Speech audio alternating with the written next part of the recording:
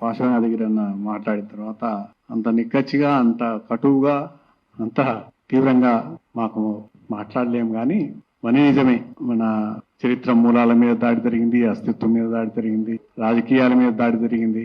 మన ఎంత ఆ దాడి ఎంత అన్యాయంగా ఉంటుందంటే, అసలు తెలుగు భాష, తెలుగుదేశం, తెలంగాణ, ఈ పదాలు అనేవి ఒకటి ఉన్నాయన్న గుర్తింపే లేని కాలం నుంచి ఇవాళ తెలంగాణ వచ్చింది. తెలంగాణ పదాన్ని ఉచ్చరించడానికి వీల్లేదు అని చెప్పిన కాలం 2002, 2003 ఆ ప్రాంతంలోనే తెలంగాణ పదాన్ని అసెంబ్లీలో ఉచ్చరించడానికి వీల్లేదని చెప్పారు.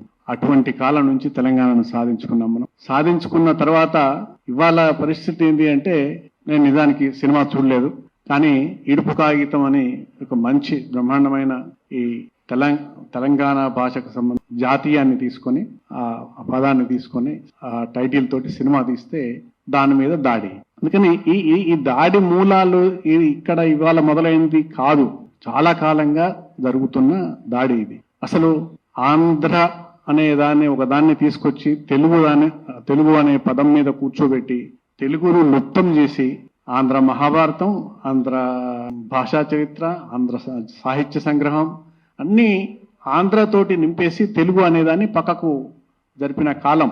చరిత్ర అన్ని కూడా ఆంధ్ర అనే దానితో మొదలవుతాయి. ఎందుకు అంటే తెలుగు అన్న పదం ప్రాచీనము కాదు, దానికి చరిత్ర లేదు. అది నన్నయ్యతో మాత్రమే మొదలైంది ఆ పదం. ఆ పదానికి ముందు తెలుగు లేదు. తెనుగు అనే పదం మొదట ఉంది, ఆ తెనుగులో నకారం పోయి లకారం వచ్చి తెలుగు అయ్యింది. నన్నయ్యతోటే భాష పెరుగుతూ వచ్చింది అని చెప్పి మొత్తం ఇప్పటి వరకు చరిత్రను, భాషను చిత్రికబట్టిన, పరిశోధించిన వాళ్ళందరూ రాశారు. మన ప్రాంతం వాళ్ళు రాసినారు, అక్కడి ప్రాంతం వాళ్ళు రాసినారు. అక్కడి ప్రాంతం వాళ్ళే ఎక్కువ మంది చరిత్ర పరిశోధకులు. ఎందుకంటే ఆంగ్లేయులతో ఉన్న సాహచర్యం వల్ల, ఆంగ్లేయులతో ఉన్న సంపర్కం వల్ల వాళ్ళు పరిశోధన ముందు చేసినారు. మెకంజీ కానీ, సిపి బ్రౌన్ కానీ అనేక మంది ఆంగ్ల పరిశోధకులు అక్కడి ఆంధ్ర ప్రాంతపు కొంతమంది స్థానిక మేధావుల్ని సహకారం తీసుకొని పరిశోధన చేసినారు. తాళపత్ర గ్రంథాలు సేకరించడము, అలిఖిత గ్రంథాలు సేకరించడము, అదంతా. ఆ ప్రయత్నంలో వాళ్ళంతా ఏం చేసినారంటే, తెలుగు అనే దాన్ని పక్కన జరిపి ఇది ఆంధ్రదేశం, ఈ ప్రజలంతా ఆంధ్ర ప్రజలే, తెలంగాణ లేదు, తెలుగు కూడా తర్వాత వచ్చింది, తెలుగుకు ప్రాచీనత లేదు అని తీసుకొచ్చినారు.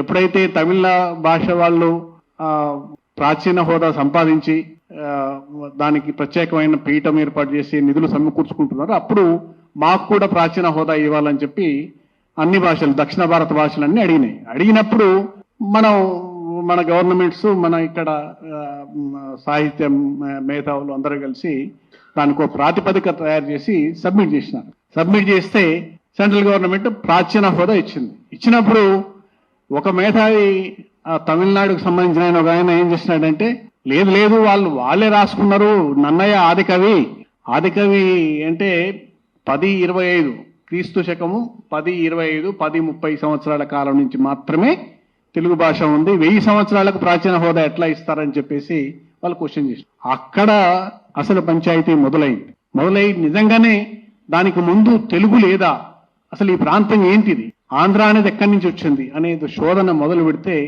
అసలు అనేక ఆధారాలు మనకు చరిత్రలో, శాసనాల్లో ఉన్నాయి.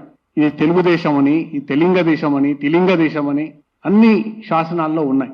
ఉన్నప్పటికీ వాటిని గుర్తించడానికి కానీ, వాటిని బయటికి తీసుకోవడానికి కానీ, దాన్ని యాక్సెప్ట్ చేయడానికి కానీ వాళ్ళు అంగీకరించలేదు. కేవలం నన్నయ్యకు ముందు కాలం కాదు, క్రీస్తు శకం కాలం నాటి నుంచి కూడా మెగస్తనీస్ రాసిన ఇండికా అనే గ్రంథంలో మొదగలింగ అంటే 3 లింగాల ప్రదేశము అని చెప్పి ప్రస్తావించారు. తర్వాత టోలెమీ రాసిన గ్రంథంలో కూడా ఇది ట్రిలింగాన్ అని రాసినాడు, ట్రిలింగాన్ అనే ప్రస్తావన చేసినాడు. తర్వాత తమిళ సాహిత్య వ్యాకరణ గ్రంథాలు తొలికాప్యం కానీ, అగత్యం కానీ, ఆ గ్రంథాలలో రెండింటిలో కూడా ఒక దాంట్లో భాషావాచకంగా తెలుగును ప్రస్తావించాడు, ఇంకొక అగత్యంలో, తొలికాప్యంలో దేశీయవాచకంగా అంటే ఇది తెలుగుదేశము అని ప్రస్తావించినాడు. ఈ రెండు కూడా క్రీస్తు శకం తొలి 1-2 శతాబ్దాల నాటి గ్రంథాలు, వాటిల్లో ప్రస్తావించారు. అట్లా అనేక ప్రస్తావనలు చరిత్రలో ఉన్నాయి, మనకు దొరుకుతున్నాయి. భాష ఉంది మన దగ్గర. కడప జిల్లా కమలాపురంలో దొరికిన తొలి శాసనంలో తెలుగు భాషనే ఉంది. వాడపల్లి దగ్గర దొరికిన శాసనాల్లో తెలుగు భాష ఉంది. తర్వాత కొరివి దగ్గర దొరికిన శాసనాల్లో తెలుగు భాష ఉంది. ఇవన్నీ కూడా క్రీస్తు శకము 7, 8, 9 శతాబ్దాల నాటివి. వేములవాడ కేంద్రంగా క్రీస్తు శకము 9, క్రీస్తు శకము 10 సంవత్సరాల్లోనే బ్రహ్మాండమైన సాహితీ పోషణ జరిగింది, సాహితీ సృజన జరిగింది. మల్లి రేచన గాని, పంపన గాని, దినవల్లభుడు గాని అనేక గ్రంథాలు రచించారు, పద్యాలు రచించారు. శాసనాలు కురిక్యాల శాసనంలో కందపద్యాలు లభించాయి. తర్వాత బెజవాడ యుద్ధమల్లుడి శాసనము, అద్దంకి శాసనము, ధర్మవరం శాసనం అన్నింటిలో కూడా తెలుగు భాష ఉంది. తెలుగు భాషే ఉంది. ఆంధ్ర అనేది భాష కాదు. ఆంధ్రులు ఇక్కడి వాళ్ళు కాదు. ఆంధ్రులు ఇక్కడి వాళ్ళు కాదన్న విషయం వాళ్ళే రాసుకున్నారు. వాళ్ళు ఏం రాసుకున్నారు? ఐత్తరేయ బ్రాహ్మణంలో మా ప్రస్తావన ఉంది, మేమే ప్రాచీనులము అని చెప్పి రాసుకున్నారు. ఐత్తరేయ బ్రాహ్మణం నుంచి నిజమే. ఏమని? విశ్వామిత్రుడు, మీకు ఒక కథ, త్రిశంకు స్వర్గం అనే కథ తెలుసు అనుకుంటా మీకు అందరికి. విశ్వామిత్రుడు తనకు సేవ చేసిన ఒకడికి స్వర్గ ప్రాప్తిని ఇస్తా అన్నాడు. దేవతల దగ్గరికి పంపించినాడు. స్వర్గానికి పంపిస్తే దేవతలు వీడు శూద్రుణ్ణి మా స్వర్గానికి రానియమని చెప్పేసి ఆ స్వర్గం నుంచి తోసేస్తే వాడు మొత్తుకున్నాడు, విశ్వామిత్రునికి మొరపెట్టుకున్నాడు, అయ్యా నన్ను ఇక్కడి నుంచి తోసేస్తున్నారు అంటే ఆయన మధ్యలో ఇంకొక స్వర్గాన్ని సృష్టించి నువ్వు అక్కడే ఉండు అని చెప్పేసి స్వర్గాన్ని సృష్టించి అక్కడ కూర్చోబెట్టాడు ఆయన. నువ్వు ఒక శూద్రుని కోసం దేవతలతో ఘర్షణ పెట్టుకుంటావు, ఇంకొక స్వర్గాన్ని సృష్టిస్తావా అని చెప్పేసి ఈయనకున్న కొడుకుల్లో కొంతమంది తిరుగుబాటు చేసినారు. ఆ తిరుగుబాటు చేసిన కొడుకుల్ని మీరు ఆంధ్రులు, శబరులు, మూతిపులు కమ్మని చెప్పి శపించి ఉత్తర భారతం నుంచి ఆర్యావర్తం నుంచి ఎల్లగొట్టాడు. ఆ ఎల్లగొట్టిన వాళ్ళలో ఆంధ్రులు ఒకరు. వాళ్ళు వచ్చి ముందు హిమాలయ మన వింధ్యాచల పర్వతాల దగ్గర సెటిల్ అయ్యి ఆ నుంచి ఈ ప్రాంతానికి వచ్చి ఇక్కడ ఉన్న తెలుగుల పైన దాడి చేసి తెలుగులతో ఘర్షణ పడి గెలిచి ఈ ప్రాంత ప్రజలతో కలిసిపోయి ఈ భాషను స్వీకరించారు. ఇది వాస్తవం కాగా మొత్తం ఇక్కడ ఉన్న జాతిని, ఇక్కడి భాషను, ఇక్కడ సంస్కృతిని అన్నిటినీ పక్కకు తోసి ఈ త్రిలింగ దేశము, తెలుగు దేశం అనే దాన్ని పక్కకు తోసి వాళ్ళు ఆంధ్రదేశం అనే దాన్ని, మీకు ఎన్టీ రామారావు ఆంధ్రదేశం అని ఎందుకు పెట్టలేదు పార్టీ పేరు, తెలుగుదేశం అని ఎందుకు పేరు పెట్టాడు? ఈ నోస్ హిస్టరీ. ఆయన త్రిపురనేని రామస్వామి చౌదరి రాసిన ఆయన సాహిత్యం అంతా కూడా బ్రాహ్మణ వ్యతిరేక సాహిత్యం, ఆర్య బ్రాహ్మణ వ్యతిరేక సాహిత్యం ఆయన సృష్టించింది. అన్నింటిలో కూడా ఇది తెలుగుదేశం అని రాసినాడు తప్ప ఆంధ్రదేశం అనే ప్రస్తావన ఎక్కడ రాయలే. అందులోంచి తీసుకొని రాసినాడు. మీ తెలుగుదేశం అని పార్టీ పెట్టుకున్నాడు ఆయన. ఇక్కడ ఒక మన మధురానగర్ లో ఉంటుంది, మీరు చూస్తే తెలిసిపోద్ది. త్రిపురనేని మహారాజు గారు త్రిలింగ దేశం పార్టీ అని పెట్టుకున్నాడు. కృష్ణా జిల్లా వాడు ఆయన మరి ఎందుకు పెట్టుకున్నాడంటే కృష్ణా, గోదావరి జిల్లాలు ఇవన్నీ త్రిలింగ దేశమే, తెలుగుదేశమే. ఆంధ్రాపదం అనేది చరిత్రలో, శాసనాల్లో ఒకే ఒక సందర్భంలో ప్రస్తావించబడింది. ఆ శాసనం ఏంటంటే మైదవోలు శాసనం. ఆ మైదవోలు శాసనంలో ఆంధ్రాపదం ఎక్కడ ఉంది అంటే కృష్ణా, అదేంటి ధాన్య కటకం నుంచి కంచి వరకు ఉన్న ప్రాంతం మాత్రమే ఆంధ్ర ప్రాంతం అని ప్రస్తావన ఉంది. దానికి మించిన ఆధారం ఇంకొకటి లభించలే. బహుశా శాతవాహనులు చివరికి సెటిల్ అయిన ప్రాంతం కావచ్చు. అందుకని చరిత్ర అంతటా కూడా ఈ వివక్ష, ఈ దాడి, ఈ అవమానము ఈ తెలుగు భాషకు జరిగింది. మహాభారత రచన కూడా ఆయన రాజరాజ నరేంద్రుడు తెలుగులో రాయమన్నాడు. రాజరాజ నరేంద్రుడు నన్నయ్యను ఏమడిగిండు? తెనుగున మహాభారతం రచించండి, ఇక్కడికి గొప్ప ఇతిహాసాన్ని ఇక్కడ ప్రజలకు తెలియజేయండి అని అడిగాడు. నన్నయ్య కూడా ఏం చెప్పాడు? నేను తెలుగులోనే మహాభారతాన్ని రచిస్తానని చెప్పినాడు. మరి ఆంధ్ర మహాభారతం అని ఎట్లొచ్చిందా పేరు? ఎట్లా సాధ్యమైంది? ఇదంతా చొరబాటు, ప్రక్షిప్తము, మన మీద జరిగిన దాడిలో భాగంగానే ఇవన్నీ పేర్లు అట్లా మారుతూ వచ్చినాయి. మొన్నటిదాకా అదే జరిగింది, ఇప్పుడు కూడా అదే జరుగుతున్నది.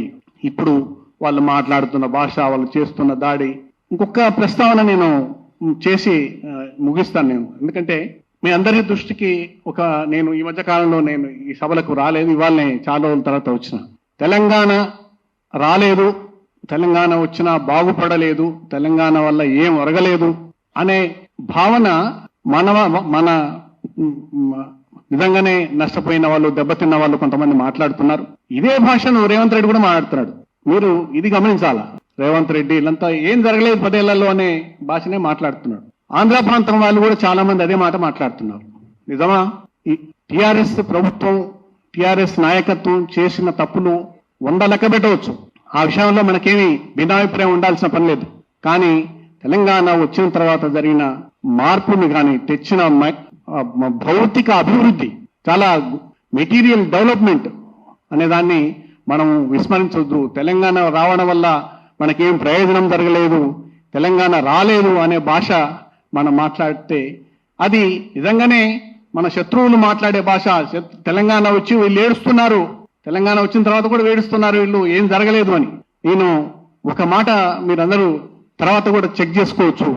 దాదాపు 1,50,000 కోట్ల రూపాయల సంపద 10 సంవత్సరాల కాలంలో తెలంగాణ పల్లెలకు పంపిణీ అయ్యింది అన్న వాస్తవాన్ని మీరెవరు విస్మరించవద్దు.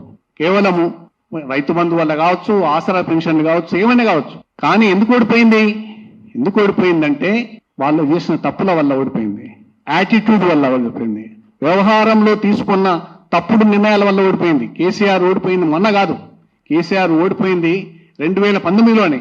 2018లో శాసనసభ ఎన్నికల్లో 88 స్థానాలు గెలిచిన కేసీఆర్ 2019 మే వచ్చేటప్పటికి 8 లోక్సభ స్థానాలు ఎందుకు ఓడిపోయాడు?